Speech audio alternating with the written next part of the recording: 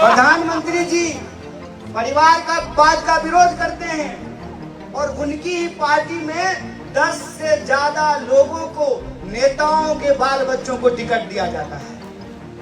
पहले डराते हैं, अगर नहीं डरोगे तो आपको कानूनी मामलों में फंसाते हैं, आपको जेलों में बंद करके रखते हैं। तब भी अगर आप नहीं डरते हो तो फिर आपको नोट दिखाते हैं, और तब भी अगर आप अपना ईमान नहीं बेचते हो तो फिर आपको गोली मार देते हैं। ये हकीकत हमने इस देश में देखा है। चीफ मिनिस्टर का बच्चा जो है वो मंत्री बना हुआ है, मंत्री का बच्चा मंत्री बना हुआ है। आपके हाथ में ही वो ताकत है कि 5 साल नेता भले नजर नहीं आए, 5 साल नेता भले आपकी गलियों में ना भटके, लेकिन चुनाव के 15 दिन सारा हेलीकॉप्टर आपके गांव में आके उतर जाता है। हमने आपको प्रधानमंत्री बनाया और आप हमको फुटबॉल बना के छोड़ दिए हैं। एक जर्नलिस्ट बोला कि आपका मुख्यमंत्री का कैंडिडेट कौन होगा। हम बोले देखिए अभी तो हमको बहुमत नहीं मिला है, जनता का आशीर्वाद नहीं मिला है। जनता का आशीर्वाद मिलेगा तो हम जो है नाम भी तय कर लेंगे, लेकिन जिसको आशीर्वाद मिल रहा है उससे जरा पूछ के बताइए कि वो अगला बार मुख्यमंत्री होगा कि नहीं होगा। भूपेंद्र पटेल साहब सो रहे थे, आप वीडियो देख लीजिएगा। उनको नींद आ रही थी, ऊँघ रहे थे वो, उनको मालूम ही नहीं था कि वो चीफ मिनिस्टर होने वाले हैं।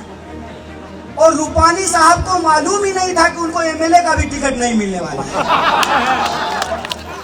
तो ये कौन तय कर रहा है? पहले आनंदीबेन पटेल साहिबा थी, फिर रूपानी साहब आए, फिर भूपेंद्र पटेल आ गए। कल को क्या गारंटी है कि कौन होगा? जैसे बीसीसीआई का सेक्रेटरी बनने के लिए नियम बदल गया तो हो सकता है कि जैसा ही हो, नहीं हो सकता है। और ये सबको मालूम है। मैं बाहर से आया हूं, मैं आपको क्या बताऊंगा साहब। अभी आया हूं, चला जाऊंगा। मैं तो अपना प्रेम, अपनी एकता और अपनी निष्ठा आपके साथ जो है वो दिखाने के लिए आया हूं। लेकिन आप तो यहाँ रहते हैं, आपको तो सब कुछ मालूम है, और आपको ये महसूस होता है कि इस देश के भीतर जब किसी बलात्कारी की संस्कार की व्याख्या की जाएगी, जब आपको लगता है कोई घटना सुन करके कि प्रेम के नाम पे किस तरीके से लोगों का कत्लेआम किया जाता है, आपको अगर लगता है, जब आप सड़क पे चलते हैं और सुरक्षा अगर महसूस होती है, तो आप नारी के न्याय के लिए वोट कीजिए, महिला सुरक्षा के लिए वोट कीजिए। अगर आप नौजवान हैं और आपको ये महसूस होता है कि आपका पिताजी गृह मंत्री नहीं है तो आपका कुछ नहीं हो सकता है, तो अपने कैरियर के लिए वोट कीजिए, अपने हक और अधिकार के लिए वोट कीजिए। यही अपील मैं आपसे करने के लिए आया हूं। और कांग्रेस पार्टी एक प्रॉमिसिंग, फाइटिंग, लीडिंग अपोजिशन का रोल प्ले कर रही है। और हमने जो 8 संकल्प लिया है, वो 8 संकल्प कांग्रेस पार्टी हर हाल में पूरा करेगी। बेरोजगारी भत्ता का सवाल हो, कोरोना में जान गंवाने वाले लोगों के मुआवजा का सवाल हो, किसानों को कर्जा माफी का सवाल हो, तमाम लोगों को इलाज का बीमा देने का सवाल हो, बिजली बिल कम करने का, बिजली यूनिट फ्री करने का सवाल हो, जो कॉन्ट्रैक्ट पे लोग हैं उन कॉन्ट्रैक्ट को परमानेंट बहाल करने की बात हो। अभी मैं जब रास्ते से आ रहा था तो होमगार्ड हमको मिले गाड़ी चेक करते हुए। उनकी वर्दी की जो हालत थी उसको देख करके हमने अपने चालक साहब को पूछा कि ये गुजरात पुलिस से नहीं है क्या? तो उन्होंने कहा कि नहीं, गुजरात पुलिस से ही है, लेकिन ये कॉन्ट्रैक्ट पे है। और वो कॉन्ट्रैक्ट पे होने के चलते आपको देख करके पता चल जाएगा कि जीवन का अंतर क्या है। एक ही ड्यूटी करते हुए 2 इंसान का वर्दी देख करके आप समझ जाएंगे कि उनके जीवन की असली हालत क्या है। आप पशुपालकों से बात करके देखिए किस तरीके से आज उनकी चारागाह की जमीनें छीनी जा रही हैं। आप आदिवासियों से जाकर के बात कीजिए किस तरीके से उनके जल जंगल जमीन का अधिकार छीना जा रहा है। और आप इस देश की अक़लियत से बात कीजिए कि बार बार किसी न किसी मुद्दे से किस तरीके से ध्रुवीकरण करके एक डर का माहौल पैदा किया जाता है। ये तमाम जो मुद्दे हैं, इस मुद्दे के आधार पर कांग्रेस पार्टी ने जो 8 संकल्प लिया है, उस संकल्प को परिवर्तन का आधार बनाने के लिए वोट कीजिए। और हमारा पूरा भरोसा है, उसी भरोसे के बीच हम आपके बीच आए हैं कि आपने पिछली बार भी एक संदेशा दिया था। वो संदेशा गुजरात के लिए था कि प्रधानमंत्री का फोटो आगे लगा करके उनका गृह मंत्री, प्रधानमंत्री कहते हैं परिवारवाद की बात, प्रधानमंत्री जी परिवारवाद का विरोध करते हैं और उनका ही गृह मंत्री अपने धीकरा को बीसीसीआई का सेक्रेटरी बनाता है। प्रधानमंत्री जी परिवार का वाद का विरोध करते हैं और उनकी ही पार्टी में 10 से ज्यादा लोगों को, नेताओं के बाल बच्चों को टिकट दिया जाता है। अभी मैं रास्ते में आ रहा था तो खाली जीप पे एक भाजपा का प्रत्याशी हाथ हिला रहा था। हमने पूछा ये कौन है, तो मेरे साथ के एक साथी ने कहा मोदी जी का नया परिवारवाद है। मैं आपसे ये कहना चाहता हूं कि कांग्रेस पार्टी के ऊपर माननीय प्रधानमंत्री जी परिवारवाद का आरोप लगाते हैं, लेकिन तो आज भी भारतीय राष्ट्रीय कांग्रेस में है जो इस देश की आजादी के लिए लड़ी थी, इस देश में संविधान को कायम की थी। और आपके ऊपर ये जिम्मेवारी है कि उस संविधान के अधिकार को आपको बचाना पड़ेगा। आपको एक संदेशा देना पड़ेगा इस देश की सत्ता को, इस देश को कि आज भी इस देश में इंसानियत जिंदा है, आज भी इस देश में इंसान जिंदा है। आपको ये बताना पड़ेगा कि नोट की खनक के सामने वोट जो है बडगाम का बिकाऊ नहीं है। ये बात आपको साबित करना पड़ेगा। आपको ये साबित करना पड़ेगा कि आपकी नोट की ताकत को हम अपने वोट की एकता से हराएंगे। ये बात आपको साबित करना पड़ेगा। और आप जानते हैं कि गुजरात में हमारे और भी दोस्त थे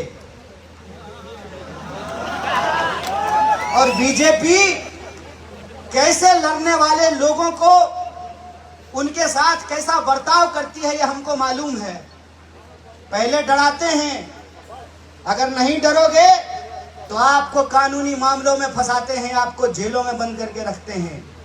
तब भी अगर आप नहीं डरते हो तो फिर आपको नोट दिखाते हैं, और तब भी अगर आप अपना ईमान नहीं बेचते हो तो फिर आपको गोली मार देते हैं। ये हकीकत हमने इस देश में देखा है। इसीलिए मैं बड़ी उम्मीद लेकर के आपके बीच में आया हूं।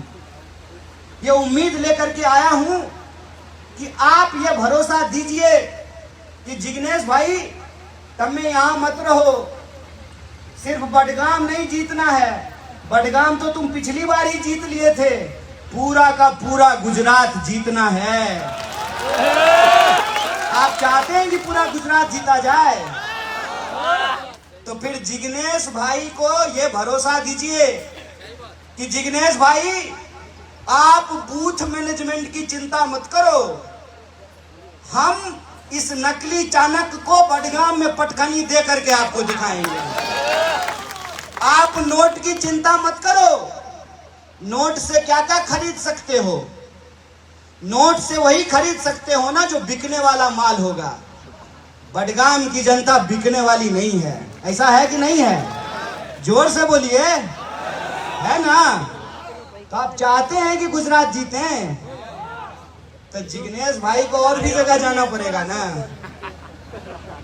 जिग्नेश भाई वर्किंग प्रेसिडेंट हैं और भी नौजवान हैं जिग्नेश की तरह जो अपने अपने इलाके में लड़ रहे हैं। तो आपको नहीं लगता है मोदी जी की हकीकत जो हम लोगों को पता है वो गुजरात की हर विधानसभा की जनता को बताया जाए? तो ये चुनाव जिग्नेश भाई लड़ेंगे कि आप लड़ेंगे? आप लड़ेंगे ना। तो आप लड़ेंगे तो एक बात अपने मन में ठान लीजिए, लड़ाई जब होती है ना न्याय की, अन्याय के खिलाफ, तो उसमें कोई धोखा नहीं होता है, कोई दुविधा नहीं होती है। वो लड़ाई जब होती है तो आर पार की होती है ना। अगर आप मोर्चे पे खड़े हैं और मन में दुविधा हो जाए, ये करें कि वो करें, तो लड़ाई तो जीतने से पहले ही हार गए। शुरू होने से पहले ही हार हो गई। आपके मन में भी कोई दुविधा है? मन में दुविधा मत रखिए।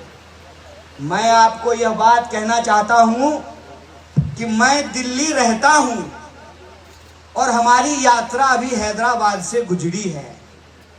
मैं ज्यादा इस पे बोलना नहीं चाहता हूं। कहते हैं समझदार के लिए इशारा काफी होता है, और बडगाम की जनता समझदार तो है। तो आप इशारा समझ रहे हैं ना। मन में अगर दुविधा हो, सड़क पार कर रहे हो या नदी पार कर रहे हो, अगर सड़क पार करते हुए दुविधा हो जाए तो एक्सीडेंट हो जाता है, और नदी पार करते हुए अगर दुविधा हो जाए तो नाव डूब जाती है। इसीलिए मन में कोई दुविधा मत रखिए। इस देश के भीतर एक मजबूत विपक्ष के तौर पे कोई व्यक्ति अगर सड़कों पे उतर करके लड़ रहा है अभिमन्यु की तरह, तो वो राहुल गांधी है। इस बात को याद रखिएगा। अगर आप इस बात को समझते हैं, इस बात को महसूस करते हैं, तो आप ये मत देखिए कि क्या होगा कैसे होगा, वही होगा जो आप तय करेंगे। जब मैं चुनाव लड़ रहा था तो मैं अपना अनुभव आपसे कहता हूं। कुछ नौजवान हमारे पास आए और बोले कि देखिए आपकी बात तो हमको ठीक लगती है, लेकिन हमको ये लगता है कि आपको वोट देंगे तो आप जीतेंगे कि नहीं जीतेंगे। हम बोले एक बात बताइए, ऐसा कौन सा जादू है कि आप वोट हमको दीजिएगा और जीत कोई और जाएगा।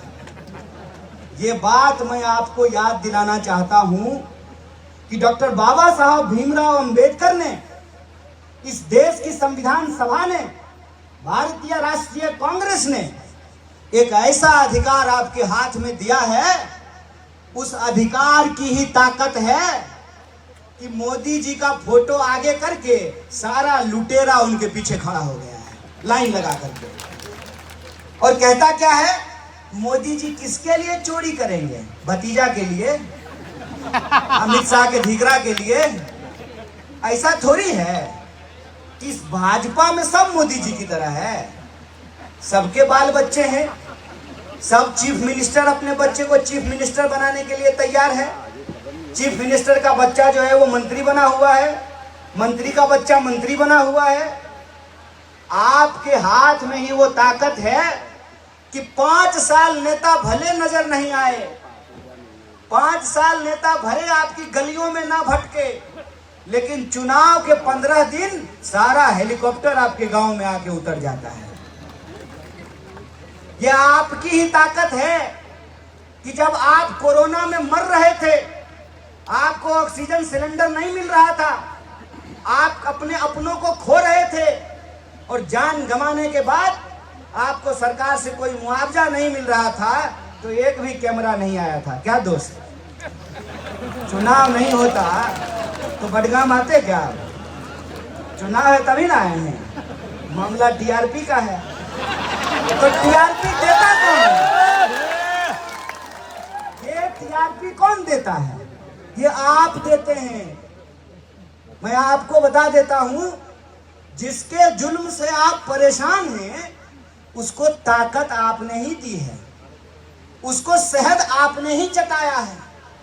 उसको अगर आप शहद नहीं चटाए होते तो आज आपका खून पीना नहीं शुरू करता। यह बात आप समझ लीजिए कि संविधान ने यह ताकत दे दी कि टोपी वाला का वोट भी एक होगा और टिक्का वाला का भी वोट एक होगा, फॉर्च्यूनर पे चढ़ने वाले का भी वोट एक, हेलीकॉप्टर पे चढ़ने वाला का भी वोट एक, और हमारे जैसे फुटपाथ पर चलने वाला का भी वोट एक, महिला का भी वोट एक, पुरुष का भी वोट एक, अमीर का भी वोट एक, अंबानी जी का भी वोट एक, और उनके ड्राइवर का वोट भी एक। ये जो वोट की ताकत हमारे हाथ में नहीं होती तो आप देखते रंग राजा राजवाड़े की बात करते हैं, जिसके ऊपर राजकुमार होने का आरोप लगाते थे, वो रोज 25 किलोमीटर देश की सड़कों पर पैदल चलता है। और जिसके ऊपर आपने भरोसा किया कि कि ये हमारी रक्षा करेगा, वो आपको आपस में लड़ाना शुरू कर दिया। आप मुझे बताइए कि जब पेट्रोल 100 रुपए लीटर बिकता है तो इससे हिंदू सुरक्षित होता है कि असुरक्षित होता है? सुरक्षित। जब देश में महंगाई 45 साल में सबसे ज्यादा है, बेरोजगारी सबसे ज्यादा है, जब डॉलर के मुकाबले रुपया अपने सबसे निचले स्तर पे चला गया है, तब हिंदू सुरक्षित होता है कि असुरक्षित होता है? सुरक्षित। ये जो खेल है ना, ये खेल इस देश में पहले भी खेला गया है। मैं कहता हूं कि बस आपको याद करने की जरूरत है।